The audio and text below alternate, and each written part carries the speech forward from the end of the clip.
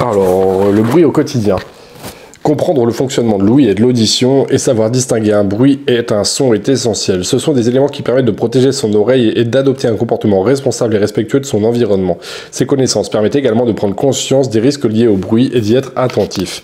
L'organe des sens, l'ouïe et l'audition. L'ouïe est un des 5 sens qui permettent à l'être humain de créer une relation avec le monde qui l'entoure.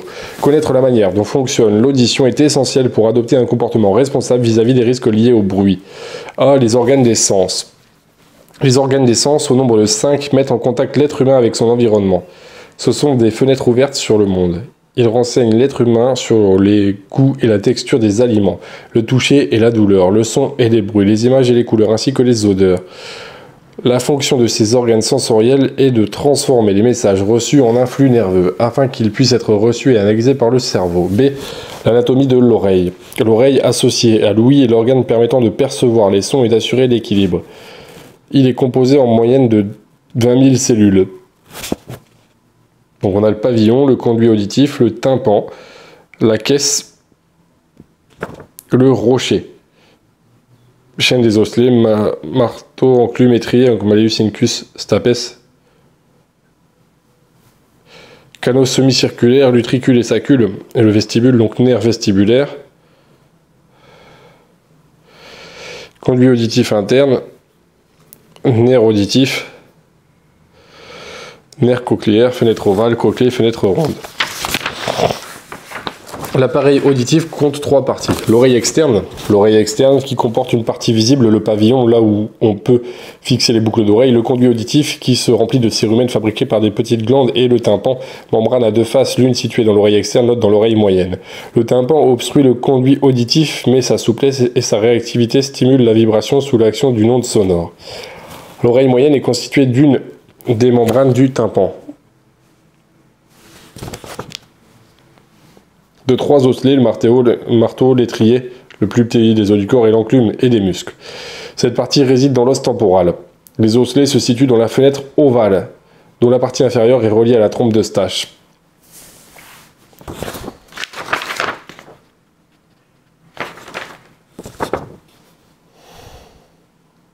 Elle-même raccordée au sinus du nez. L'oreille interne est constituée de 2 parties, le vestibule et la cochlée.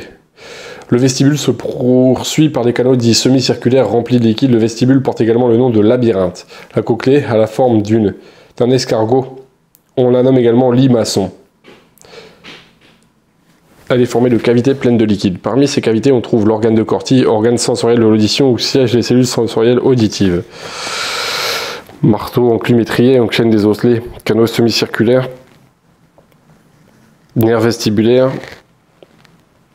la cochlée, nerf cochléaire, trompe d'Eustache, oreille moyenne, oreille interne. Donc, la physiologie de l'audition. L'oreille externe capte des sons, les accompagne à travers le conduit auditif, fait vibrer le tympan, puis les transmet vers l'oreille moyenne. Les osselets de l'oreille moyenne, quant à eux, vibrent et par la contraction des muscles permettent au son de traverser la fenêtre ovale. Cette dernière amplifie les vibrations et favorise leur communication à l'oreille interne. Celle-ci reçoit les sons amplifiés de la fenêtre ovale. Les mouvements liquidiens provoqués par les vibrations renseignent les cellules sensorielles qui transforment ces ondes sonores en influx nerveux. Cela est possible grâce à au concours du glutamate qui est un neurotransmetteur. Le nerf auditif lié à l'aire auditive du cerveau trie les informations, les analyse puis les compare à des situations déjà rencontrées afin de donner du sens au son entendu. Cette opération se nomme l'intégration nerveuse. D. Les pathologies de l'audition. Les origines et les causes. À l'origine des pathologies liées à l'audition, on trouve les maladies génétiques et héréditaires telles que l'autospongiose, mais également des origines environnementales comme celles pouvant être rencontrées dans certaines professions, musiciens, agents de voirie ou certains loisirs comme la pratique de la chasse ou la fréquentation régulière de cancers. La perte d'audition peut aussi revêtir de causes naturelles comme le vieillissement. On note en effet que cela est assez fréquent dans les pays développés et fortement industrialisés, ou encore des habitudes néfastes et un manque de vigilance et de soins apportés à son audition. Il existe aucune étude officielle en France concernant la perte d'audition chez les jeunes. Néanmoins, une étude nord-américaine a permis de mettre en lumière le fait que 52% des 15-24 ans ont déjà été victimes d'acouphènes. En cause, l'écoute répétée et prolongée de musique à plus de 85 décibels via leur smartphone, ainsi que la fréquentation des lieux comme les concerts ou les boîtes de nuit. L'autospongiose, ça correspond à une détérioration du métabolisme osseux Cette atteinte impacte la chaîne des osselets présente dans l'oreille moyenne, entraînant une défaillance de la transmission des sons et ainsi une baisse de l'audition. 2. Les pathologies. Les pathologies liées à la perte de l'audition sont parfaitement identifiées. En voici quelques-unes. La presbyacousie, c'est une perte progressive de l'audition. Les acouphènes qui correspondent à des bourdonnements ou des sifflements. Les infections comme les otites sont des infections de la trompe de Stach liées au conduit auditif. La maladie de Meunière qui provoque des vertiges. Le liquide contenu dans les canaux semi-circulaires renseigne le cerveau sur la position du corps dans l'espace, notamment de la tête. C'est pourquoi une infection de l'oreille interne peut s'accompagner de troubles de l'équilibre. La perforation du tympan. L'autospongiose qui correspond à une solidification des osselets, une maladie de la capsule labyrinthique. 3. Les répercussions. Les troubles de l'audition peuvent entraîner des retards psychomoteurs chez l'enfant.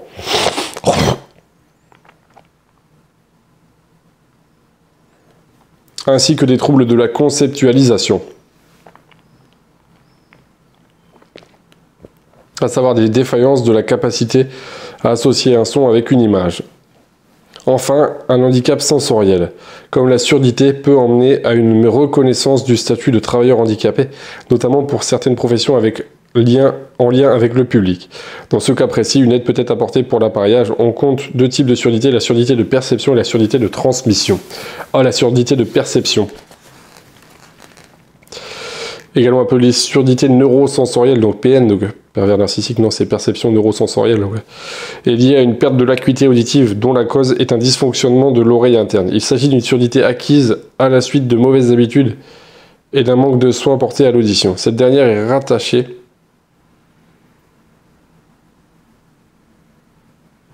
à un organe sensoriel dont le rôle est de réceptionner les sons perçus par l'oreille. Ce processus de perception débute dans l'oreille interne et s'achève dans le cerveau, lieu d'analyse des sons entendus. Aussi, lorsque l'oreille interne est atteinte, plus précisément la cochlée ou bien les voies nerveuses, les informations transmises au cerveau se révèlent être indéchiffrables.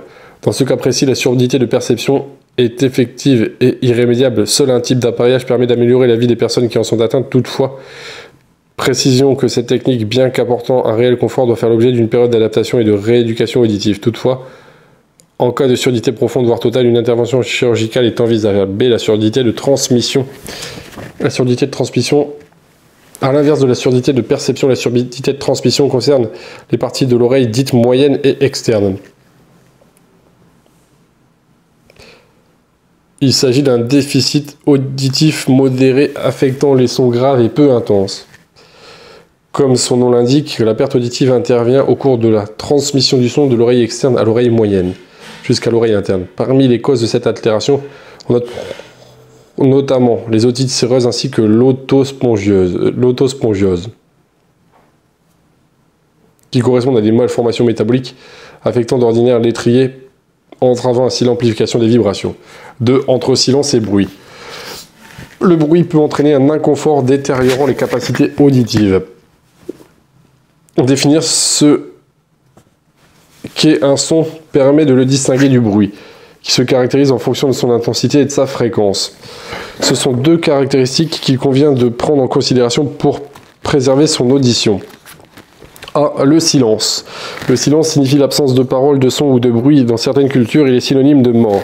Au travail, il peut être associé à une image de sérieux, de performance et de discrétion professionnelle. Le silence absolu, qui correspond à l'absence de tout son audible perceptible par l'oreille humaine, tel qu'il peut être recherché en studio d'enregistrement dans une pièce insonorisée, est de 0 décibel, voire plus loin le paragraphe sur le bruit.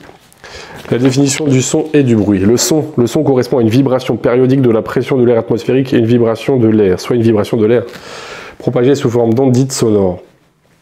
Le son est ensuite perçu par l'oreille et ses récepteurs. La perception des sons et la conceptualisation qui les accompagnent interviennent durant toutes les premières années de la vie d'un enfant. Au cours de celle-ci, il apprend à différencier les sons les uns des autres, reconnaître le son produit par une trompette, celui que fait une abeille en vol, ou encore le son d'enfant qui joue et écrit dans une cour de récréation. Le son se mesure en Hz, Hz. Il s'agit de la fréquence, à savoir le nombre de vibrations, oscillations du son par seconde. Une oreille en bonne santé peut recevoir entre 20 Hz, basse fréquence, son grave, et 20 000 Hz, haute fréquence, son aigu. Concernant les hautes fréquences, il convient de retenir que, bien que l'oreille humaine soit en capacité de percevoir jusqu'à 20 000 Hz, elle est plus sensible à la basse bande fréquence comprise entre 2000 Hz et 5000 Hz. Mais ces ordres de grandeur ne signifient pas un son plus fort, plus intense. Cela correspond davantage à une question de précision dans la perception des sons plus subtils. Pour mesurer l'intensité des bruits présents dans notre environnement, on utilise les décibels. Le bruit représente le mouvement, la communication, la production, la vie sociale, etc. Son évocation peut être associée aux tremblements de terre, aux guerres, aux attentats, aux attaques, à un ensemble de catastrophes. Par ailleurs, il évoque aussi les loisirs, notamment festifs, concerts, carnaval, fêtes, défilés, feux d'artifice, et des situations d'urgence, sirènes, système d'alerte aux populations, pompiers, ambulances, police, alarme, incendie. Mesuré en décibels, le bruit est un ensemble de sons. Il peut s'agir d'une sensation auditive désagréable ou gênante dans certains cas. Le décibel est le plus petit degré de variation d'intensité sonore, à savoir de variation de pression atmosphérique. À 80 décibels, espace normal de travail, avec imprimante, ordinateur, téléphone, etc., le bruit est tolérable. Le seuil de tolérance du bruit devient inconfortable vers 90-100 décibels. La sensation de douleur auditive intervient vers 100-120 décibels, concert, klaxon, sirène. Le danger lié à l'apparition de troubles de l'audition survient au-delà de 120 décibels. Garage automobile avec essai de moteur, société de contrôle technique, presse hydraulique, etc. Le seuil plafond causant des dommages immédiats se situe de 130 à 150 décibels et au-delà. Danger. Appuyons-nous désormais sur des cas concrets pour identifier avec précision le bruit de notre environnement susceptible de représenter un danger pour notre audition. Laboratoire acoustique 0 décibels, jardin calme, bruissement des feuilles 20 décibels, conversation animée 65 décibels, restaurant bruyant 70 décibels, scie circulaire, marteau piqueur 100 décibels, circuit de Formule 1 120 décibels, avion au décollage 130 décibels. Les différents seuils. Le seuil d'audibilité ou seuil d'audition. Le seuil d'audibilité correspond au plus petit niveau sonore qui peut être entendu. 2. Le seuil d'acceptation du bruit. Seuil d'acceptation ou de tolérance au bruit est personnel. Il est subjectif car il dépend de la qualité de l'audition, de l'état de santé, du niveau de stress, de la personnalité, du type de son grave ou aigu, de la fatigue de la journée, etc. D'une manière générale, l'homme est plus sensible au bruit que font les autres, notamment les activités qui troublent ce qu'il estime être son territoire et son confort de vie. La presse mentionne régulièrement de regrettables accidents liés au bruit, coups de fusil, bagarres.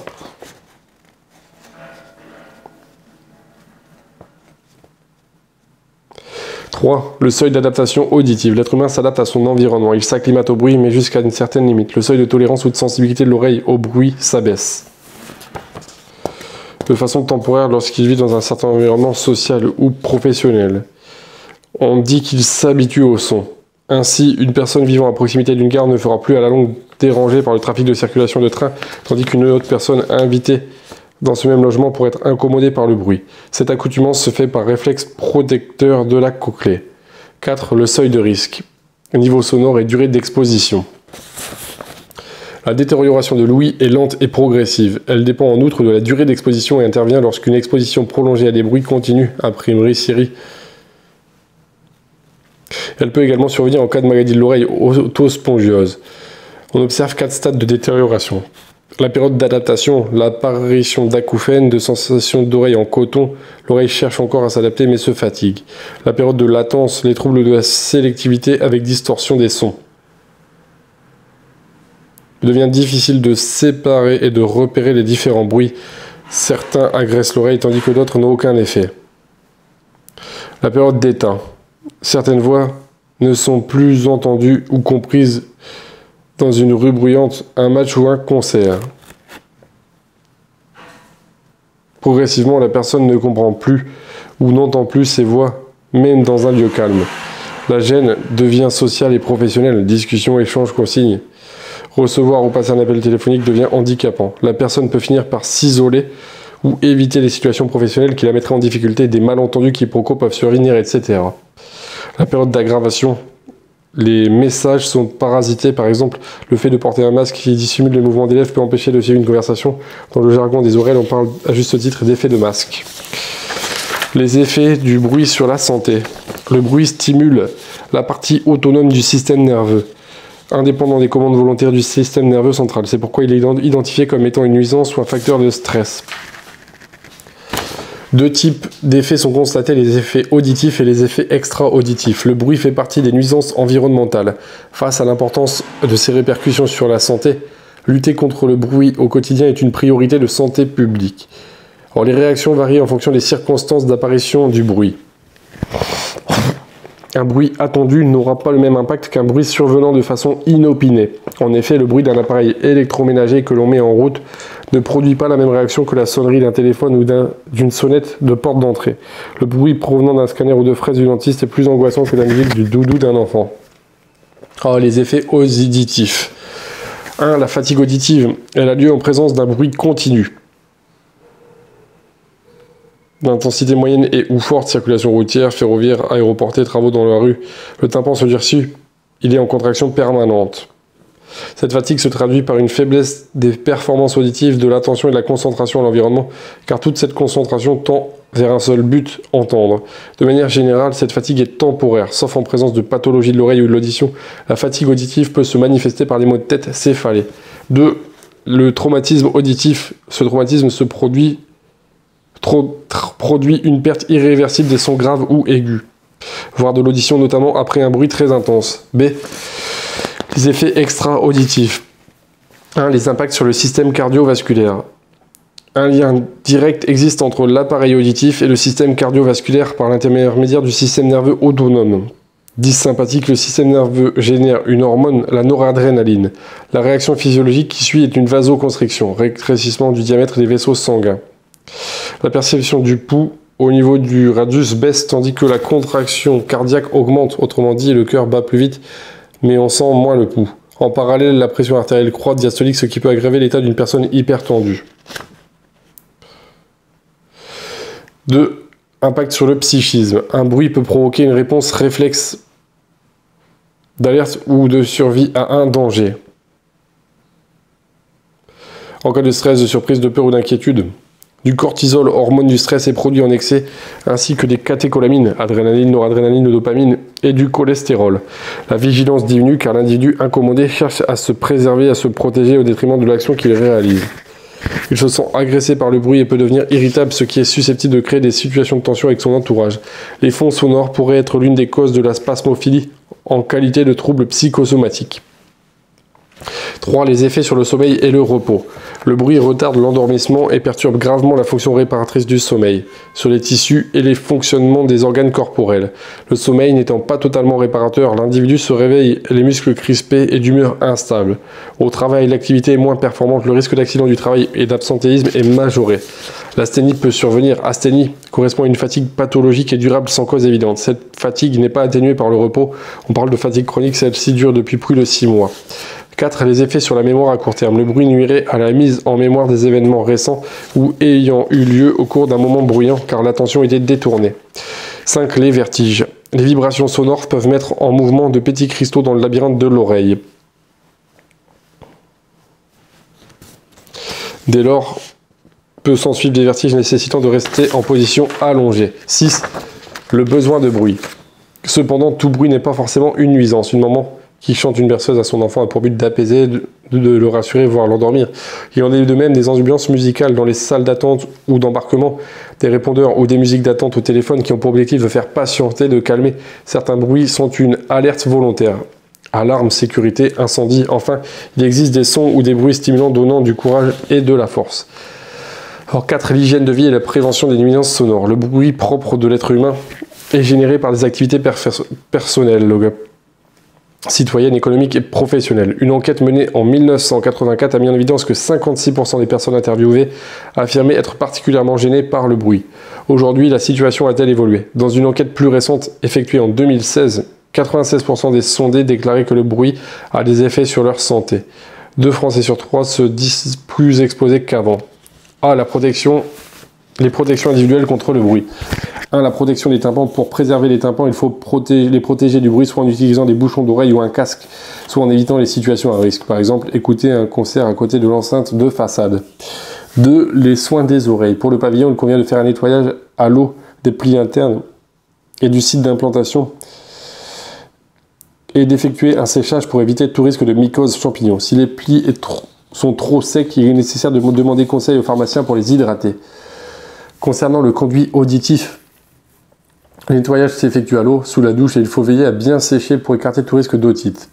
Pas de coton-tige dans le conduit. Il pousserait le cérumen à l'intérieur, risque de bouchon d'oreille. En cas d'apparition de psoriasis, maladie de peau, consultez un médecin Ce problème apparaît notamment en situation de stress, en cas de bouchon d'oreille, hydrater la cérumen durcie à l'eau ou avec un produit ou spray auriculaire, ou encore une poire à lavement d'oreille.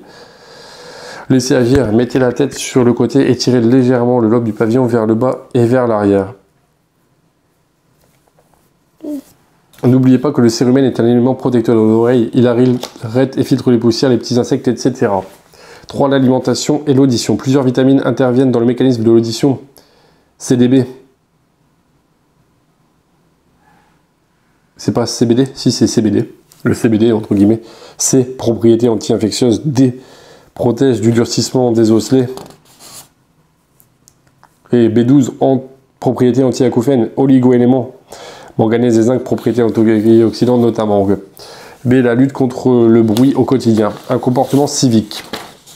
Dans la maison, appliquer un revêtement isolant sur les sols et les murs.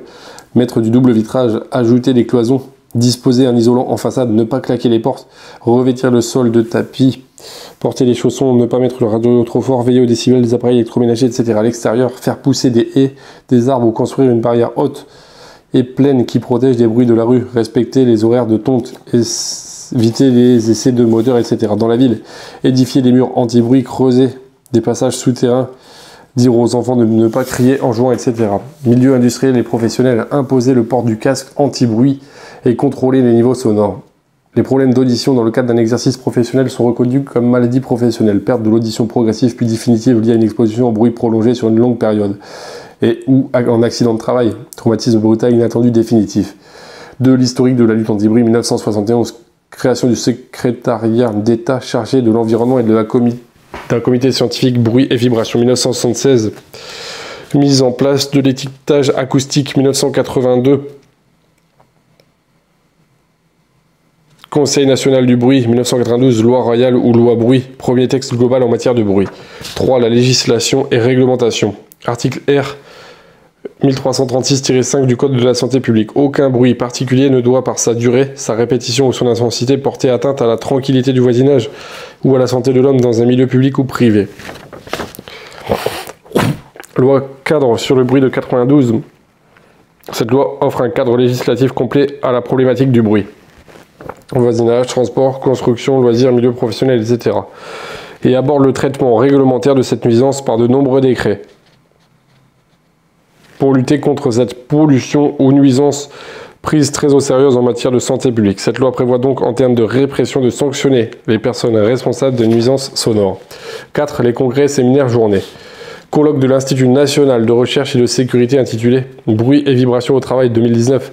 L'exposition prolongée des salariés au bruit et aux vibrations peut être à l'origine de pathologies susceptibles d'être reconnues en maladie professionnelle. 25% des travailleurs seraient exposés au bruit. Il est possible de mobiliser les fabricants en des équipements de travail à l'origine des nuisances sonores et vibratiles, mais aussi ceux de l'environnement au travail. En outre, les outils connectés et les applications ont été récemment développés, permettant la meilleure évaluation des expositions aux vibrations. Journée industrie de la Société française d'acoustique 2019. L'édition 2019 a porté sur la qualité acoustique et vibratoire des produits fabriqués dans leur conception jusqu'à leur fin de vie. Journée mondiale de l'audition, mars 2020. Lors de cette journée, des kits de communication pour les lieux festifs ont été mis à disposition du public.